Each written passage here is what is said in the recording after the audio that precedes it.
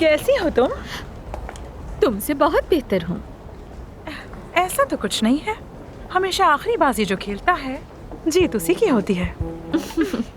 मैंने सुना है तुम डॉक्टर आमिर के साथ अस्पताल से जा रही हो। शायद। वैसे मैं कुछ नहीं बता सकती स्वीटी, खुद सोच लो।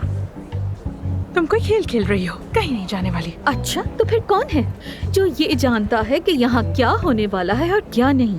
कहीं तुम अपने छोटे से दिमाग का इस्तेमाल तो नहीं करने लगी? ऐसा ही समझ लो, महानूर सब जानती है। तो ये बात अपने दिमाग में बिठा लो darling. I am not going. Aamir साहब यहाँ से कहीं नहीं जा रहे और उन्होंने अमेल का इलाज करने के लिए हाँ कर दी है। तो मैं भी तुम्हें बता दूं कि महानूर ये जानती है कि उनके साथ अफसून भी होगी। देखते हैं। देख लो। अमिल साहब को अंदर ला। मैं पहले ही उन्हें अंदर लेके जा चुकी हूँ, आपका इंतजार कर रही हैं। उनसे उनकी उम्र की बात मत करना, बहुत ही मुश्किल पेशेंट है। उनके सामने बस नेचुरल रहना। उनका कोई नया काम आया है जिसके लिए वो यहाँ पर आई उनको हैं। कोई नई ऑफर हुई है और उस किरदार के लिए तैयारी करना चाहती हैं। लेकिन उनकी प्रायोरिटी थे डॉक्टर अली बजाकची। जब अली बकाक्षी ने उनको इनकार कर दिया तो वो बहुत नाराज हुई।